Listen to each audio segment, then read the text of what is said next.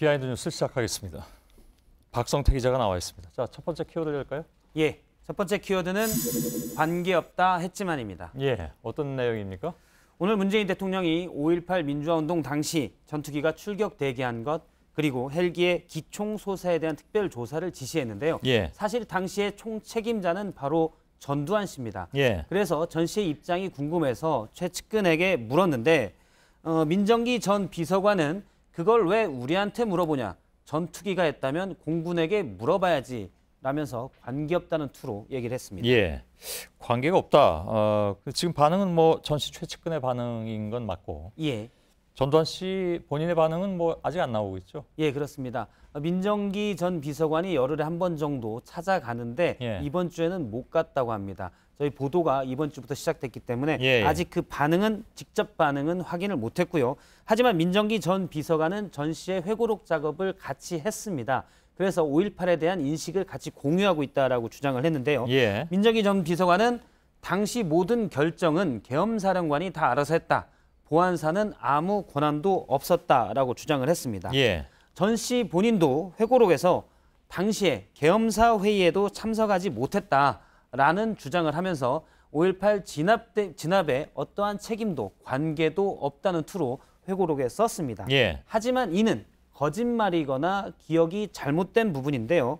96년 서울고법의 항소심 판결문을 보면 도청 진압작전이 가기 전전날 5월 25일 국방부 육군회관에서 있었던 회의에 전두환, 주영복 당시 국방장관인데요.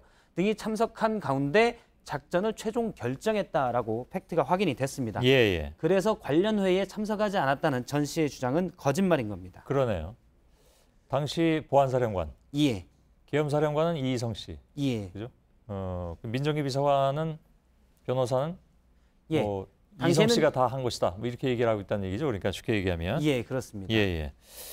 그 헬기 기총소사에 대해서도 좀 모른다 이렇게 얘기하고 있잖아요. 예, 그렇습니다. 예. 어제 뉴스룸에서 피터슨 목사 부인의 증언이 나왔고 국립과학수사연구원에서도 전일 빌딩에 있는 탄은이 헬기의 사격 탄은이 유력하다 이렇게 얘기했지만 전 씨는 이미 회고록에서 다 부인을 했습니다. 예, 예. 사실 헬기 사격 주장은 그 이전부터 계속 있어 왔는데 이에 대해서 전 씨는 회고록에서 피터슨 목사가 누구의 사주를 받고 그러한 거짓말을 한 것인지 알 수 없지만 목사가 아니라 사탄이었다는 생각이 든다라고까지 주장을 했습니다. 거의 그거는 했군요, 그러니까. 그렇습니다. 예, 예. 전 씨는 회고록에서도 사실 5.18 관련 재판에 본인이 유죄 판결을 받은 거에 대해서 여론 재판이라는 식으로 하고 진상 규명이 필요하다고 주장했는데요. 예.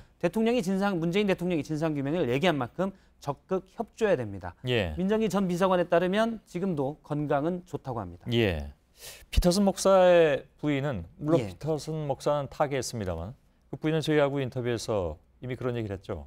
그러니까 굉장히 그 전두환 씨가 남편을 예. 싫어하는 것 같다. 예. 근데 사과해야 된다. 자신을 위해서가 아니라 광주 시민들을 위해서. 예. 그 얘기를 어저께 내보낸 바가 있습니다.